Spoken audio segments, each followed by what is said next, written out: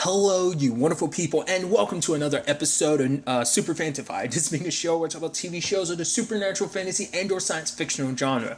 For today's episode, I'm going to talk about the latest episode of the 100. Another great episode. A lot of really interesting things went down in this episode, so let's break it down.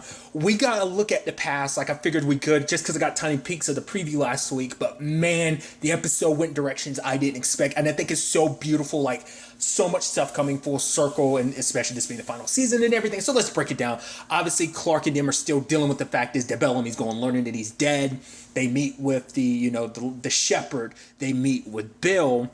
And obviously it's like, and what's really interesting, because like she's like, I know who he is. It's like, how do you know who he is? It's like, the bunker that you guys spent 6 years in, he's the cult leader did, but he recognizes the language, and they're shocked, like, wait, how did you know this language? It's like, he's like, my daughter made it. I was like, what? I was like, that's nuts. It's like, so it's incredible to think like their language, Tree Crew's language, is something someone just made up as a kid. I was like, that's fascinating. Then it's like, what about, oh, he knows Becca, and it's like, it's like Becca, and it's like, yeah, and Clark said, yeah, Raven, he's the one that burned her at the stake. I was like, I forgot that's how she died. I mean, to be fair, we haven't looked at Becca's backstory since season 3, because that's when that came up. Yeah, because that's when all that, like, everything about the City of Light came about and everything like that. Which now, in retrospect, with the City of Light, it makes you wonder, is that what that's supposed to be connected to in some shape or form? We'll get to that soon enough. But like, he gives the backstory because he's like, that language you speak, my daughter Callie, we got introduced to her. Dude, the history. We learned that Tree Crew it was an environmentalist group. Obviously, they're labeled as an extremist kind of. They were like, I mean, since I'm playing Final Fantasy VII Remake right now, it's pretty much like, I think, Avalanche kind of probably labeled as like eco-terrorist type of situation. Or at the very least, you only say extremist. Who knows whether they get labeled a T-word or not. But nevertheless, it's like his daughter is a part of that. Side note, her best friend Lucy, isn't that the actress who plays Jack in Van Helsing? I think that is, at least it looks very similar to her. I could be mistaken. If it is hers, that's interesting, because who played her dad, her and Violet's dad in Van Helsing? Neil McDonough. That'd be nuts if that ended up being the case. But regardless, like, because of tangents and all that. Now, what I thought was really fascinating, though, is like, okay, so now we know where Tree Crew started. Now we kind of learn about, like, Callie's mom and her dad. Obviously, this is still days of, like, him being part of that cult and everything. And obviously, he gave the word Anaconda. That means, like, shit's about to go down. The apocalypse is, well, the missiles are in the air.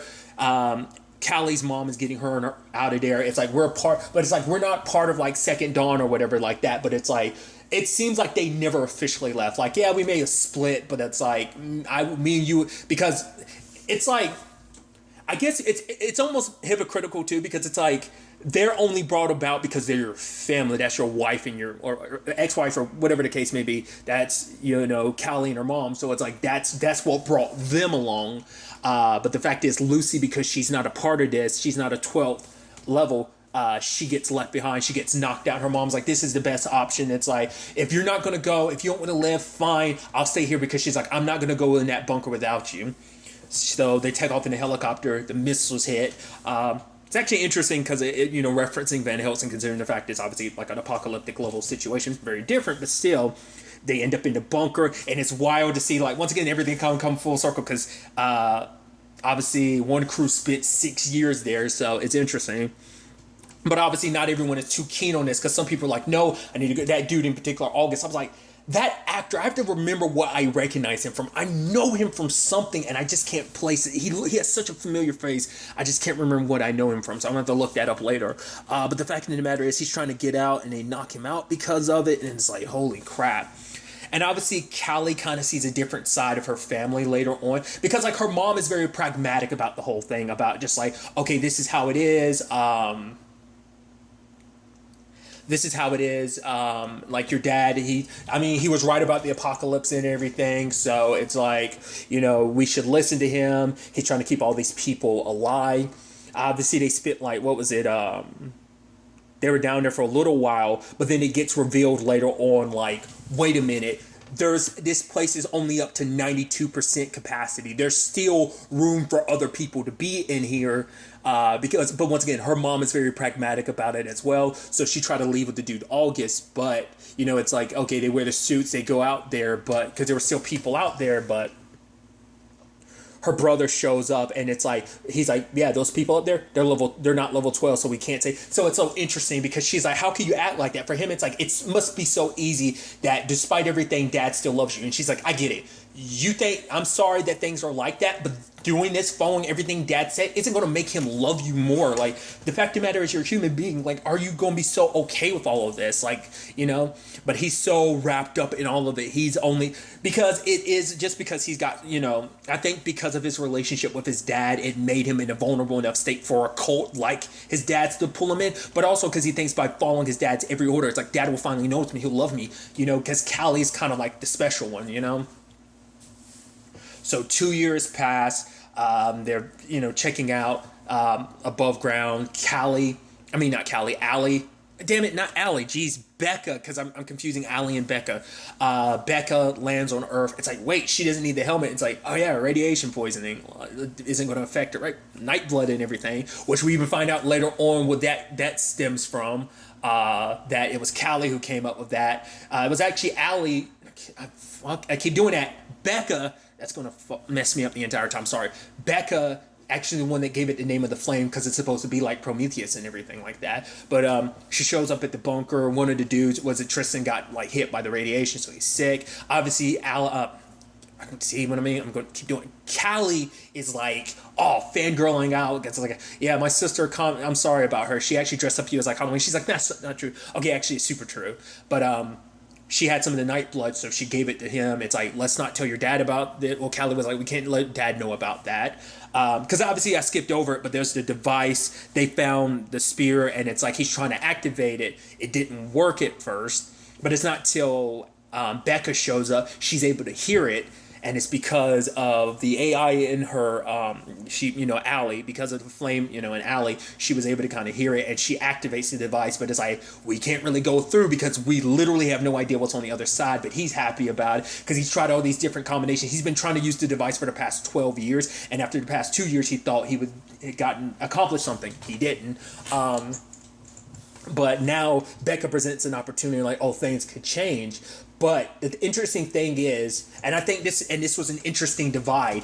Bill is all about, and even his wife earlier in his episode said, oh yeah, like you're narcissistic and stuff like that. But at the very least, he's putting, even though he's narcissistic, he's still like saving people's lives and stuff like that, But, even later on, Callie brings it up. There are people who ended up killing themselves. There are people who killed themselves, and then there are people who attempted to kill themselves because they didn't expect to be down there as long as they did. So, which once again, it's interesting that history kind of repeated itself. It's not the same thing, but it was, there are similarities obviously to the One Crew situation being down there for 6 years. And so interesting because the parallels of like him being so certain about like, I know what's right for you. Same thing with Octavia when she was blood raining. Oh, I know what's best for you. I kept you alive all the time. The parallels, I think that's the parallels they're going for because the similarities are, scarily so similar. Who knew, like, it's so interesting that centuries apart that there'd be kind of a repeat of history like that. It's, if you don't learn from history, because this is history you couldn't really learn from because it was so long ago and probably all those records are, there's no records at all, but it's like, without knowing history, you're doomed to repeat it. And that's been kind of an aspect of this show. But obviously, it's a whole thing of like, because of Becca's work, the Nightblood and everything, people could live on the surface, but Bill is like, no, we're going to go to a new world because I said so. I'm the leader. I'm right. I'm this, like, I'm worshipped like as this messiah and everything. I'll be the one to save people, not Becca. And it's like, that is very much like her. Because remember when Monty was like, oh, we can get this, what was it? Was it moss or whatever? Like when he was trying to grow that, he was like, this could be something sustainable. What did Octavia do? She burned it to the ground because it's like, the only way is my way or the highway. Once again, the beauty of how they connect that all together to be like, oh, like it didn't start with Octavia. She's sadly repeating a history she wasn't aware of, And I thought that was such an interesting approach they took to this episode was that, but like that divide of like, obviously, Becca liked the discovery of all of this, and she realizes like, wait, there's 7 symbols that aren't making any noise, so she inputs them, and it doesn't open up a typical bridge like it does typically with the green. It's like a white spear. She touches it, disappears, granted, because of like how the temporal stuff works for this, who knows how long she was actually there, before she popped back. And she was like, we can't go there. She's like, I saw basically Armageddon. I've seen Judgment Day. He's like, we've seen Judgment Day and we've been. She's like, no, that wasn't Judgment Day. There's something much worse happening. And it's like, what the hell did Becca see that scared her so much? She's like, we need to deactivate the device. He's like, no, no, no, no, no. Just tell me what you saw. She's like, it's just the end of everything. Like, no one's going to survive. Just believe me. But for him, it's like, no, you go like. So that's what I'm wondering about. Because obviously, it's like a bright white light, right? It makes me think of the City of Light, which is almost interesting because that's almost the route he's going down. Because it's like, oh, we'll go to this place and we'll sin. Like, it sounds like that cult thing of like, oh, everyone drinks the Kool-Aid and die, and like, oh, we'll be together. It seems like that is his motive. It's so interesting too because it seems like, oh, I guess because he's the Messiah and everything, so they had to make sure he kept living. Because, like, no one else survives that. Like, everyone else has just, like, died over the years. He's the only one that's still alive. Because also, once again, Neil McDonough's character brought it up, 2 episodes ago about, like, the people from Bardo initially, we don't know whatever happened to them. We just know that they ended up getting wiped out. So, and that happened before, the second dawn came there and everything, so. But obviously it's like damn it, I keep doing that. Becca gets locked up because it's like she won't give the code. But obviously for Callie, it's like, no, she's given the serum to some of the others. And some of the kids are willing to fight, like, get out of here. And I'm like, so interesting. Once again, history repeating, like, the youngest venturing out to Earth, because it's much like the 100. So it's, them being probably around the same age too. It's like, that's so interesting. And then obviously Becca was like, your dad can't get a hold of the flame. Like, the fact of the matter is, told her the phrase that will activate it. Even interestingly enough, she ended up talking about the fact that the language she created that eventually would become Tree Crew's language is something she made by taking influences from Latin. So that was interesting. And it's like, because Becca wouldn't give it up, they burned her at the stake. Because it's like, well, if you won't give it to us, we'll take, what's necessary afterwards. We'll take the flame afterwards. And then, I'll find my way that way. It's like, once again, it's like, he didn't even want, it's because he was so set in his ways. Because even she was like, my dad was stubborn before, even more so now that he's literally had people worshiping him for the past 2 years. It's like, oh my God, you're our savior. You're amazing. Like, even her brother's not going to listen. And it's just like, Becca ended up getting burned. And obviously you can tell it affected Reese because he was still like, it's still one thing to like literally burn a lady alive. It's like, she's even screaming, he's not going to save you. He's going to kill you all doing what he's doing. Like, you just don't understand. And so Callie took it upon herself that she was going to get the flame back. And when it was all said and done, she was rallying up, everyone else to get out of there.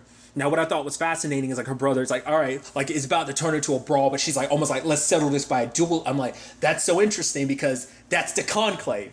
Well, the whole competition was the conclave, but like the conclave is still like even the one-on-one combat to decide who is the next commander. That's part of the conclave, right? It's not just like the massive fight that took place in season 4 with like Luna and Rona and everything, right? Rowan.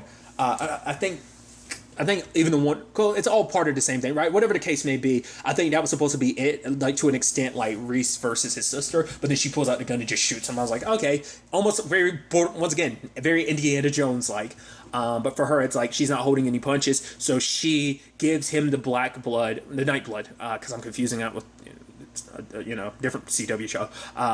Gives him the night blood, and it's like, if he comes to his senses, he'll follow us. She's about to give it to her mom, but doesn't have the chance, so they bounce out of there. She actually is the reason why they were able to escape. And obviously, that sad look on Reese's face of like, yeah, I got the flame, but Callie took it. He's like, but I'll get it back. Yeah, me and Tristan, we both have the night blood, so we can go follow them. And then like, she's like, his wife was like, we have to just let her go. She's old enough. She said it at the beginning of the episode, like, I'm old enough to make my own choices. You taught me to kind of think for myself. You wanted me to think like you, and now you're mad that I don't. And then he ends up pushing her out there to kind of die from the radiation. Luckily, she puts the suit on, so hopefully you're thinking maybe later on she'll meet up with Callie and everything. And it's so fascinating in the long run because it's like, once again, like that's like Callie is very much the Clark of her time. or Clark's the Callie of her time. Because it's like her mom, like her and her mom, like despite their differences and stuff like that, it's very much like Clark and Abby, and obviously her dad wasn't in the picture, obviously different reasons.